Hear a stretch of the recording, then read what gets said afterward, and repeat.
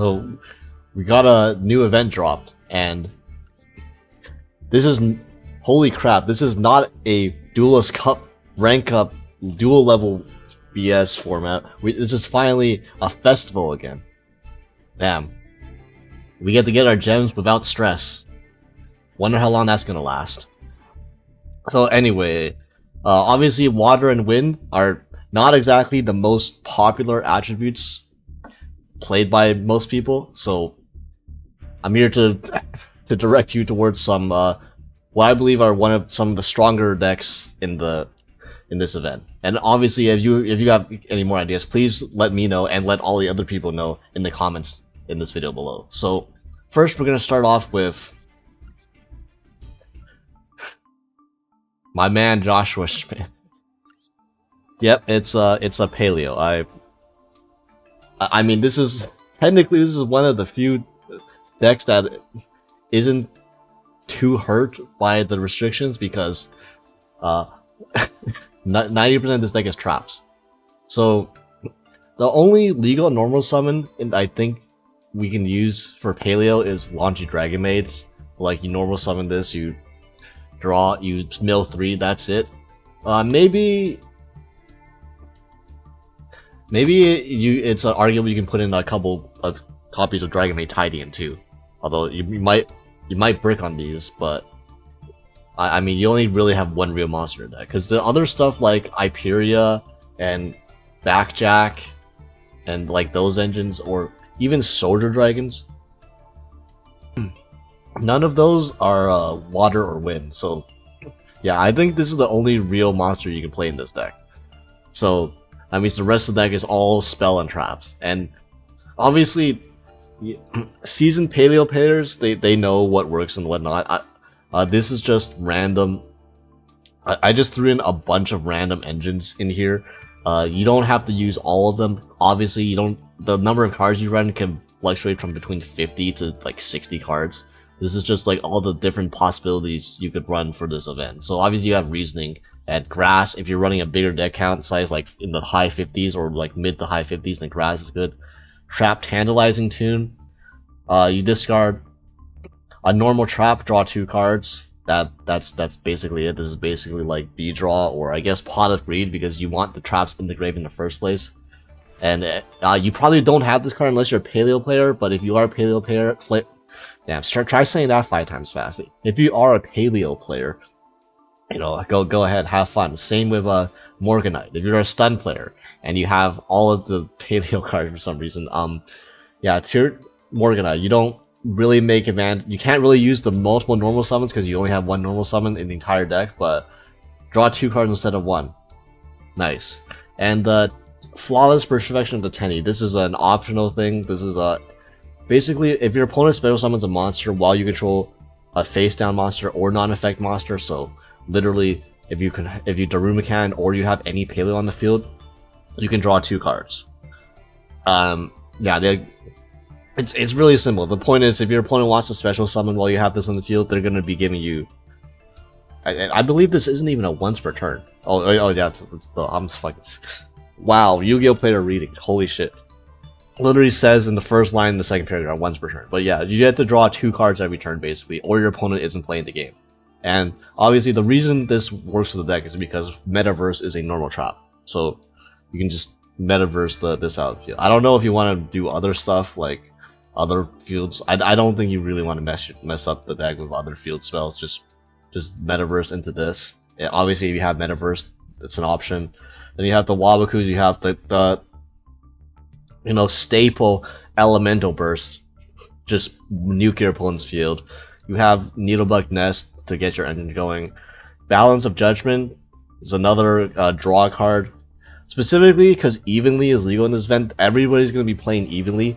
So there might be a chance that you set 5 turn 1 and then you just get Evenly for your life. But, and then still, you can get back into the game if you have Balance of Judgment, and if you get, or if one of your cards was like a Needlebug Nest and you mill decent enough, you can still win through the grind game with Evenly and Balance of Judgment. Obviously, if your opponent does Evenly you, Balance of Judgment is always going to be live to draw you multiple cards, like 2 to 3 cards. Yeah, combine number of cards in your hand that you control, and that you control, draw cards equal to the surplus. More cards. Yeah. So yeah, this is how to get back from getting evenly as well, because you're gonna control only this card, and then your opponent's gonna make their field, but then you're gonna draw like 3 to 4 cards if they're not careful, or if they're not playing around this, which who the fuck would play around Balance of Judgment? But and then that gets you back in the game. But also this is just great for might be a bit dead later on.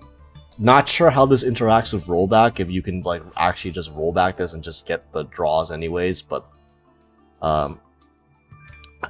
yeah, that's it was like this is one of the playable cards you can have in the deck. You have all of the good paleos. So the good ones are Olenoids, Canadia, Dinomishus, Morella, and Leoncolia. I don't think you run any more than these 15 paleos. You can if you want, but these are the best ones. Rise to full height, you know, it just keeps you alive. Your opponent, why game bugged? Why can't I attack? Well, this card is why. You know, maybe you should read this if you're playing against Paleo. Yeah, if you target one face-up monster on the field, double its defense becomes 0 at the end of the turn. But that's not really the effect you care about. You care about its grave effect, so you can like target monster you control, and your opponent's monster cannot attack for the rest of the turn except to attack that monster. And yeah, the Metaverse was to go along with the Penny Field spell, Trap Trick, get anything in the deck. Tidian, again, I don't know if this is right to run Tidian when you only have 2 access to Laundry Dragon Man, you don't have Soldier Dragons to access it, but I mean, you can cut this if you want. Like, maybe consider cutting this. Honestly, probably not needed. More trap bricks. The Rumor Cannon is the best generic trap, and you can always roll back with it. And again, the reason the entire deck works is rollback. The extra deck, literally, only Anomalocaris and Opabinia really matter, and the Paleo Link, it's unlikely you'll have more than one Paleo Link, even if you're a Paleo player, but run the one of. And you can run, this deck can do the Coral Enemy stuff. So because all of these monsters count as water, you can Coral Enemy and then revive something like a Laundry Dragon Maid, and then you waterlock yourself. And then you go Zealantis, and then Zealantis is a complete board wipe because you're waterlocked. You can't special summon back your opponent's monsters. Granted, if you're playing against a water deck, that's not gonna do shit. So like this isn't as like broken in this event, just because half the time you're gonna be playing against a deck that's just water anyways, and then the being waterlocked doesn't actually matter. But if you're playing against like a wind deck, like I don't know, Speedroids, then the Zealantis damage comes up. But yeah, it's Paleos, man. Joshua Schmidt, eat your heart out. And now it's time to look away, Josh, because Rikka is also legal for this event. Did you know that Rikka is actually a water type deck?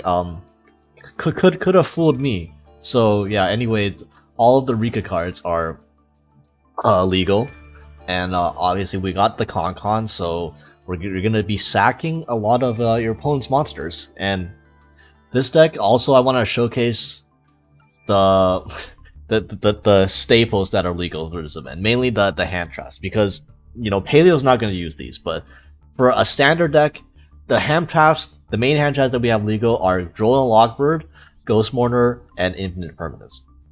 Probably going to see Droll and Impermanent almost every deck, I feel like. And then you have Mourner for the whales that are rich enough and have 3 Mourner. And we also have Evenly Matched, which is legal, and for every deck that doesn't have an Omni Negate or doesn't have a Spell Trap Negate, you're gonna have to have a plan for Evenly Matched. So that's the one thing that Rikka doesn't have. Rikka has, you know, the classic infinite resource game, and it puts up a pretty formidable field, a couple of interruptions that are plus follow up every turn. The only thing is Rikka does not have a Omni Negate. It doesn't have a Spell Trap Negate. It doesn't even have Paraton, because Paraton is a Earth type. So Yeah, you might have to eat a few evenlies if you play Rikka. This is the main thing, which you can survive because even if they evenly you, everything in your deck is a 3 of, and there will be stuff in grave like Petal and Princess that you can use as follow up on the next turn post evenly, and you're obviously not going to die after the turn you get evenly, so it's fine. But also you could run cards like Solemn Judgment in your deck. There's also Iron Thunders. If you have Iron Thunders, these basically generic stuff, generic traps that you can use to negate evenly match. Yes, sucks going second, but you know what? This format's kind of, you know, sometimes it can be low powered, and if your opponent just combos off with their fish and like synchro summons too much of their fish, you can just go next. It's not a big deal to lose games going second, especially games where you don't draw evenly. Yeah. Also, I mean, it's Rikka. I think pretty much these are pretty standard ratios. So I'm playing the Mourners and the Drolls and the Infirms because I own them, and the Evenly Match and the Solemns because I also own a playset of Solemns. I've been playing this game quite a long time. But 3 Petal, 3 Princess, 3 Mudan, 2 Snowdrop. It's the help make rank 8s with Hellbore. Don't think that's how you pronounce it, but it's there. And then 1 Primula to I think this is as a 1-of in certain Rikka combos, and helps make rank 4s. And by rank 4s, I mean it makes Rikka Queen Strenna the only rank 4 you're probably going to make the majority of the time. 1 Lily Borea. There is no like Regulus. There's no like, you're not going to do any of that. This is simply just a card for the grind game. You could run the you could run the Fidarion trap card if you want as well, Cross as another monster negate, although to be honest, it's probably not that impactful. You probably don't need it. Your Rikka traps are good enough. And obviously you're going to run 3 Glamour, the 1-for-1, the Pot of Prosperity. You don't care about 90% of this extra deck. Perry Rice Map adds Rikka Petal, it's another starter. Also adds Princess, although that's some weird lines because you probably don't want to add Princess of Perry Rice Map. I'm gonna say that because you want a special summon Princess, and Perry Rice Maps negates the effects if you don't normal summon it. So yeah, use it to add a Rikka Petal. That's another starter. That's it. And then like triple Con, the Evenlies. Card of the format, except for the few specific decks, the decks that can make Dry Guide and the decks that can like make another spell trap negate. There's not that many, so against everything else, this card is pretty nuts against. Obviously not good going first as well, but you know what is good going first? Solemn Judgment. So yeah, the extra deck doesn't matter. It's 1-of. Probably aren't gonna hard make this. This is like when you tribute Strenna, you have like a few options to summon. Most of the time you're gonna summon Teardrop because this is clearly the best one. Quick effect, tribute removal. You can summon Queen of the Night for massive attack points. That you're not gonna hard make these 3 level 8s. You're never gonna hard make it this way. But yeah, this is another target for Strenna, and then yeah, Kanzashi is another target for Strenna as well, although most likely you're just gonna go into Teardrop. And then you have Sylvan Dancephone, get it twisted. Rank 4s that besides their Strennas, you get the water rank 4s, like Dweller. You can get a $2,200 because every monster you have is water. You have the Kragan package, which honestly, I'm only putting this here to showcase the Royal Kraken. I don't think you're really going to go into this that often, but, you know, hey, maybe you got to burn for game sometime. I don't know, maybe someone used one too many Solemns and they think they're safe, and then you Stealth Kraken, burn them for game. Yeah, that can happen.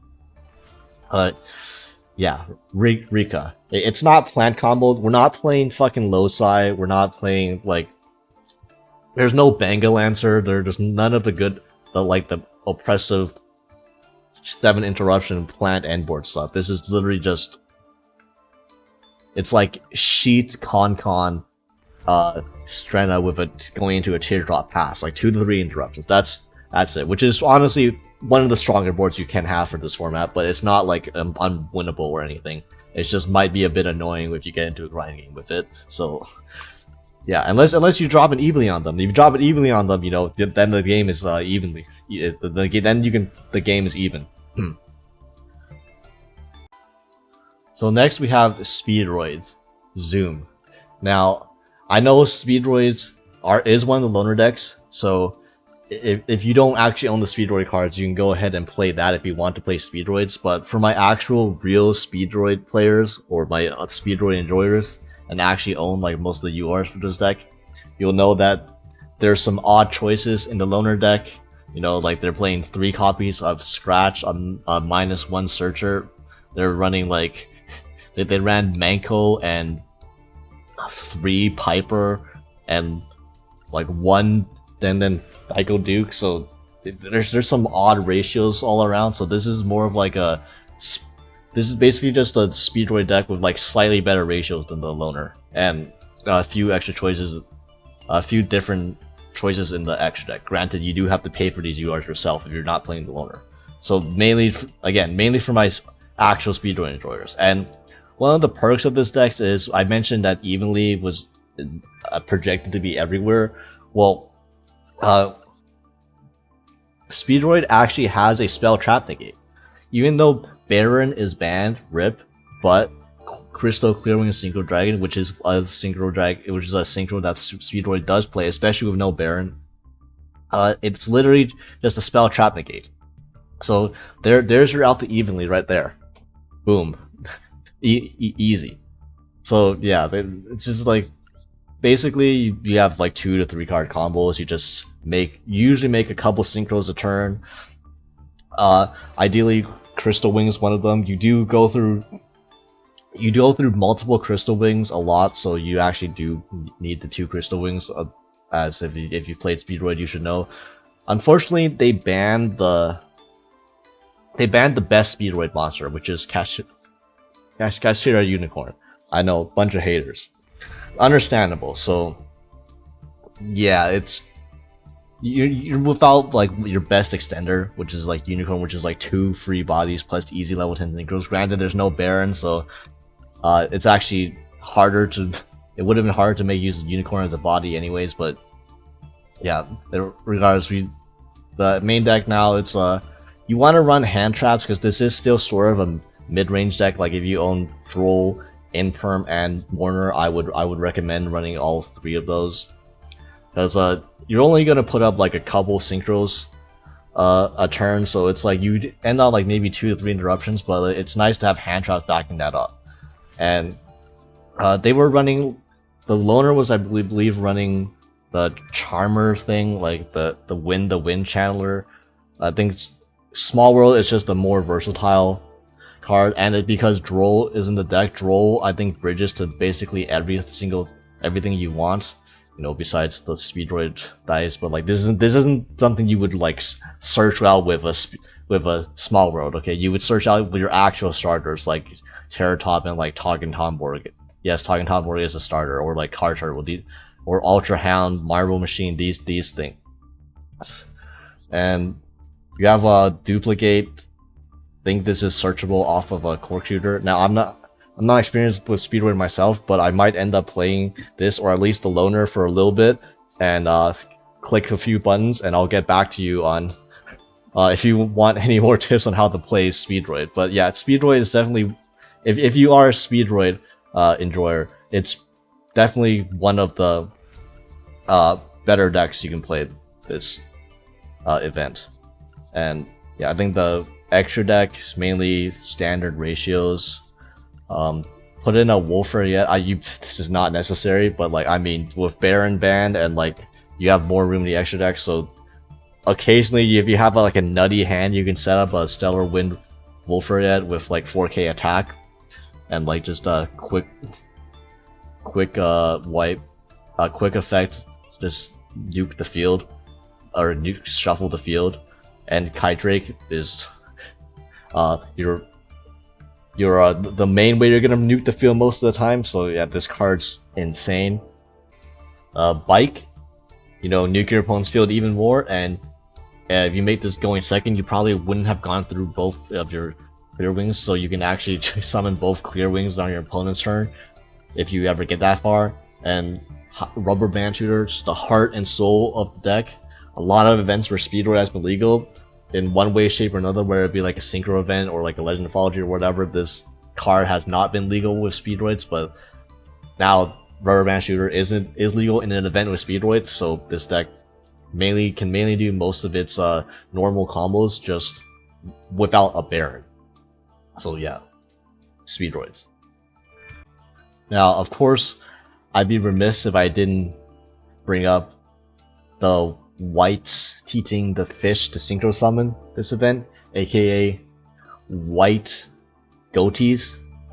Since we did get the rest of the white aura support, and we got a couple of new Ghoti monsters to play with.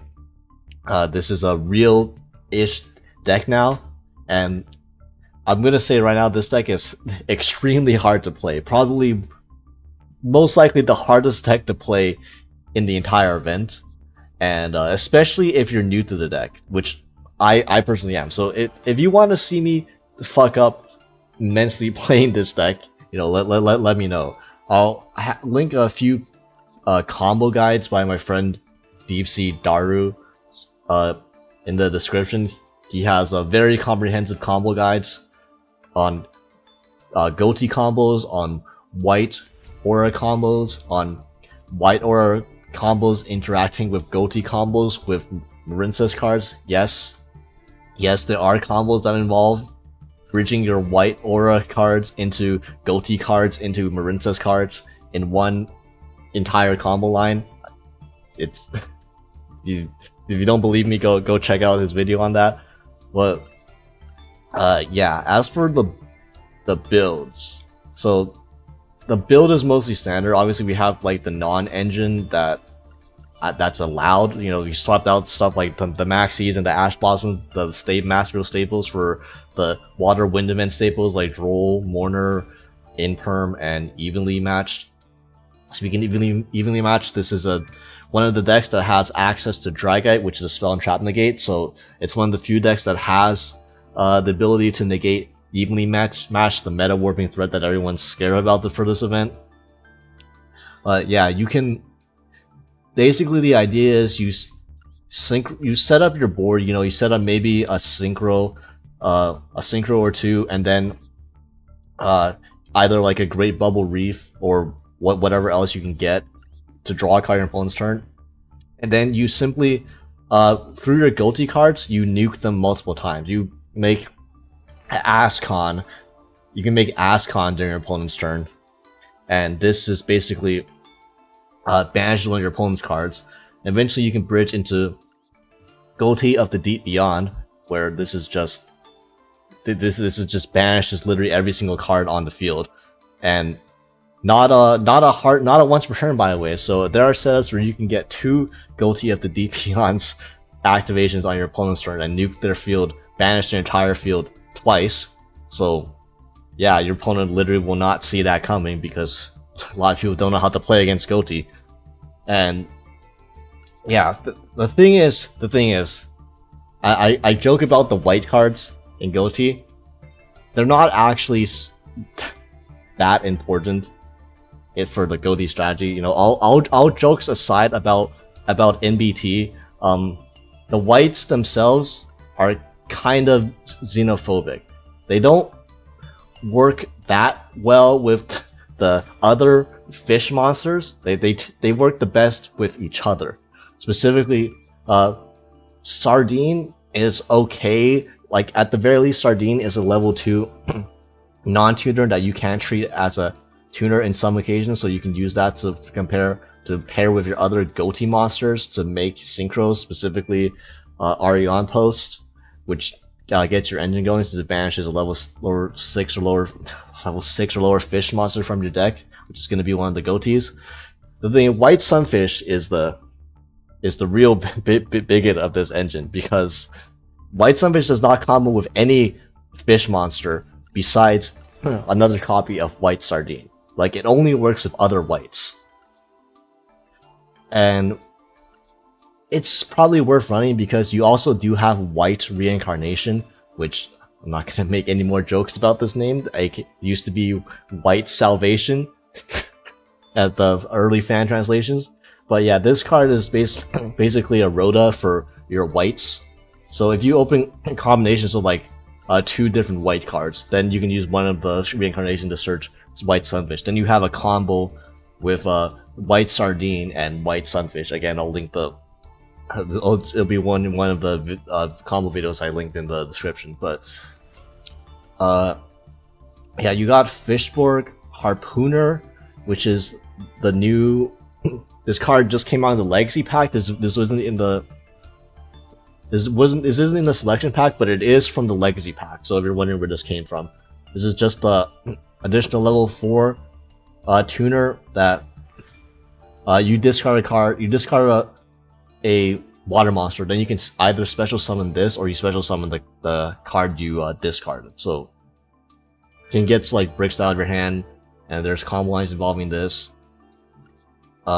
Mermaid Shark is actually a pretty nice starter. It adds any level 3, 4, or 5 fish from your deck, which a lot of times you're probably gonna add Abyss Shark if you don't have it, because Abyss Shark gets this card's insane. You special it, and then you add any level 3, 4, or 5 fish monster from your deck, so you can literally add any monster from your. Basically, it adds the entire any monster from your deck to your hand, and based on like what's in your hand, you can do combos based on that. The Ghotis, we're down to only running one of each Ghoti, because we want to start with ideally Mermaid Shark or Abyss Shark or Whites, and all of those combos into like Arion Pose or White Aura Porpoise, they can tutor into your Ghoti monsters, so you don't need to rely on drawing them. It's better to have them in the deck and like reserve your normal summons for the cards that get you more value. And also additional engines, so like Gold Sarcophagus can trigger your Ghoti effect, so it's like another copy of Sykes. The Sykes and Keef are the new Ghotis.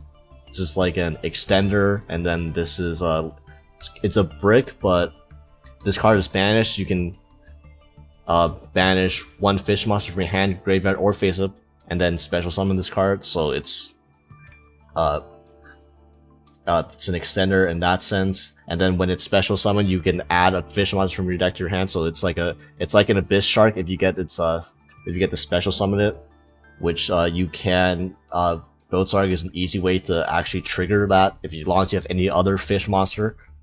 And Pot of Prosperity, because you don't need all of this, but Ready Fusion, if you own multiple copies of Ready Fusion, this card's really nice, since you can you can go into either of these two. You can go into a level 4 body with it, or you can go to a level 5 tuner, Seamoss or Theseus, the most broken card in all of Yu-Gi-Oh! Yeah, these facilitate your synchro plays, and Foolish Burial Goods plus Ice Bearer. Again, Foolish Burial Goods limited in Master Duel. Thank you very much, Tier Limits.